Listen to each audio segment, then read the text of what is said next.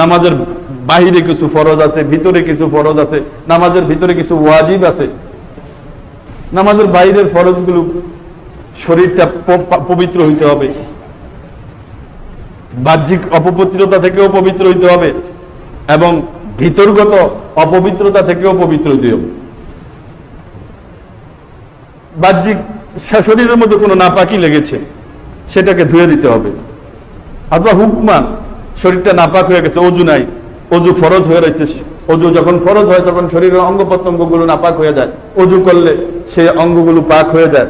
গোসল ফরজ হয়ে গেলে সারা শরীর নাপাক হয়ে যায়, যখন গোসল করা হয় তখন পুরা শরীর পবিত্র হয়ে যায়। এরকম শরীরটাকে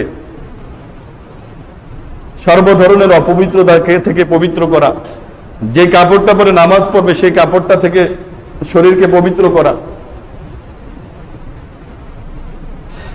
আজকে সকালেও আমাকে একজন ফোন দিছে যে হুজুর, বাচ্চাদের প্রস্রাব যদি কাপড়ের মধ্যে লাগে এটা নিয়ে নামাজ পড়া যাবে কিনা। তো তার প্রশ্নের উদ্দেশ্য হইল সবাই শুনে আসতেছে, জেনে আসতেছে যে বাচ্চাদের প্রস্রাব যদি কাপড়ের মধ্যে লাগে, বাচ্চাদের প্রস্রাব পাক, নাউযুবিল্লাহ। এটা মানুষ মনে করে অনেকেই, বড় মানুষের প্রস্রাব হোক অথবা বাচ্চাদের প্রস্রাব হোক, সব না পাক, সব না পাক। এই যে কোনো নাপাকি থেকে নিজের শরীরকে, কাপড়কে কি করতে হবে? পবিত্র করতে হবে। বাচ্চাদের প্রস্রাব হোক না পাক। যে বাচ্চা তো আমার কাপড়ের মধ্যে বমি করে দিছে, আমি জিজ্ঞেস করলাম যে বমি করছে, মুখ ভরে করছে? হ্যাঁ, মুখ ভরে করছে। বাচ্চা মুখ ভরে যখন বমি করলো, তো মুখ ভরে বমি করলে ওটা নাপাক, ওটা যখন কাপড়ে লাগবে ওটা ধুয়ে নামাজ পড়তে হবে। তো শরীরকে পবিত্র করে, কাপড়কে পবিত্র করে যে জায়গাটাতে নামাজ পড়বে সেই জায়গাটা পবিত্র করা, এটা ফরজ। সময় মতো নামাজ পড়া ফরজ, কিবলার দিকে ফিরে নামাজ পড়া ফরজ। যদি কোনো কারণে নামাজ পড়া অবস্থায় সিনাটা কিবলার থেকে ঘুরে যায়, অন্যদিকে ঘুরে যায়, তো না, তার নামাজটা ভেঙে যাবে। সোজা কিবলামুখী হয়ে নামাজ পড়া ফরজ। কোনো কারণে কাইট হয়ে গেল বা যে কোনো ভাবে সিনাটা, বুকটা কিবলা থেকে ফিরে গেছে, তো তার নামাজটা ভেঙে গেছে, আবার নতুন করে নামাজ শুরু করতে হবে।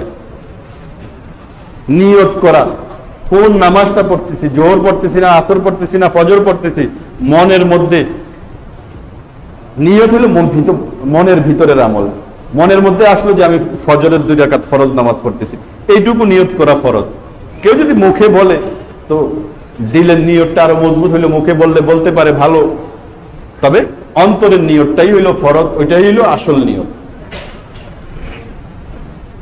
এমনি ভাবে নামাজের ভিতরে আরো কিছু ফরজ আছে, 6টা ফরজ আছে। তাকবীরে তাহারিমা বলা, আল্লাহু আকবার বলে নামাজ শুরু করা, কেরাত পড়া, কেরাত শুদ্ধভাবে, ছোট একটা সূরা অথবা বড় একটা আয়াত অথবা ছোট 3টা আয়াত শুদ্ধভাবে পড়া।